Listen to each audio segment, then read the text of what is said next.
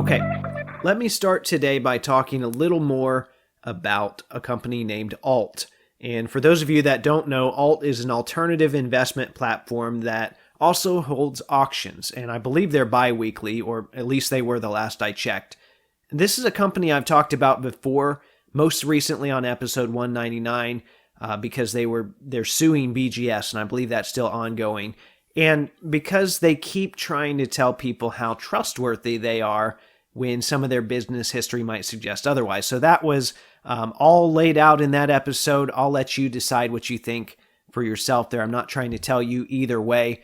But they are back in hobby news, though, because they put out an Instagram post on March 22nd introducing a 20% buyer's premium to liquid auctions.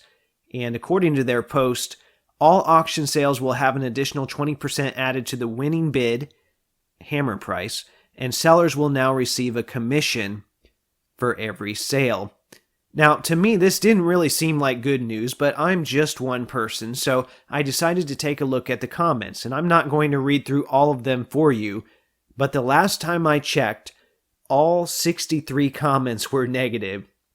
So I guess kudos to Alt for leaving that up and not trying to police all of that stuff, because I think that would look even worse. So I do want to read a couple of them that I feel sum up the overall tone of the comment section. So one person wrote, "It would take a special kind of dumb to think this is good as a seller. The buyer pays 80% of what they would have paid to offset the buyer's premium."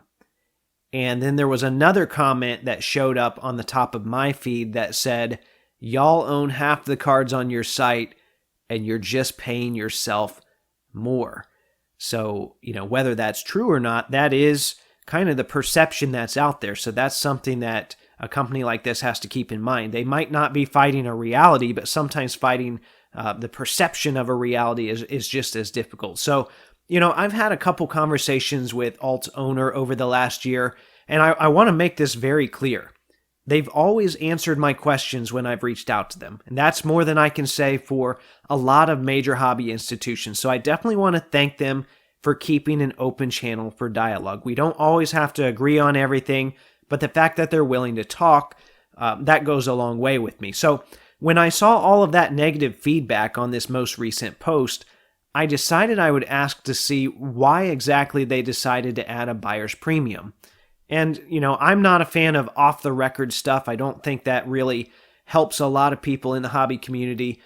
So I requested an explanation that I could discuss publicly because I think you guys deserve to know some of the rationale behind that as well. So, we chatted a little bit, and he eventually forwarded my questions to the vice president of marketing so we could continue things from there. And I'm going to read some of that correspondence to you today. So she said, and this is kind of lengthy, so hang in there. She said, "We vetted having a buyer's premium with multiple people across the hobby, and while there's sensitivity around increasing buyers' fees, it's pretty universally agreed that it's standard amongst auction houses in the hobby, and the fees are in line with others in the space. The majority of our listings are from external customers, and we're growing engagement from new bidders and buyers, so we believe it's the right time to move our payment model to what buyers and sellers are used to. While a buyer's premium can help us bring bigger and better cards onto our platform, our primary focus is increasing value to the hobby outside of the fee structure. Things like additional ways to leverage data and give more transparency into recent sales, providing faster payouts, and making it easier to get a loan against your cards." Okay, so that was the first response. And I am curious here. They said they vetted this with people across the hobby. Well, it wasn't the 63 people in the comments. It wasn't anyone that I've talked to. So that's not to say it didn't happen either. It's just, I'm just wondering, where are those interactions taking place? And, after this episode airs, I might put out a poll on Instagram to see if anyone on Instagram or anyone that follows me, because I've got enough followers that I would think someone would have been part of that. Just to see if anyone there was part of that vetting process. So I could also tell, though, that they had read the complaints about internal buyers that were levied against them in the comments, because they brought that up without me even asking. So they know that that's a legitimate issue. But since it was on the table now, I decided I'd try to find out more. So I responded, "Can you give me a rough estimate of how many of your sellers are internal.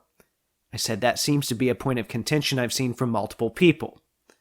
So they responded, yeah, we don't share specific numbers on things like this, but I'm very comfortable telling you that the number of internal sellers, defined as count of employees, on our auctions is pretty small. So looking at both the count of internal sellers and the percent of total listings on auction, our recent auction listings are majority external.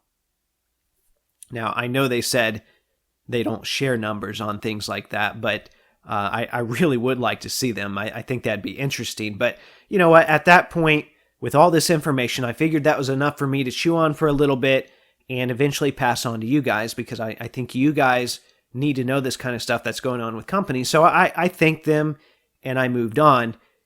And over the course of the next day, I received 2 emails from them, unprompted, where they wanted to correct or rephrase something they had said in the message about internal sellers. So, I did that. You only heard the version today that they wanted you to hear. I'm not going back, I'm not trying to go behind their back or anything like that. I'm trying to be transparent. I want them to be transparent. But at the same time, though, and I'm not telling you anything here that I didn't tell them. Trust me, I sent them this exact message. I said, it's difficult for people like me who want to be fair and objective toward you to even try and make sense of this for everyday hobby participants.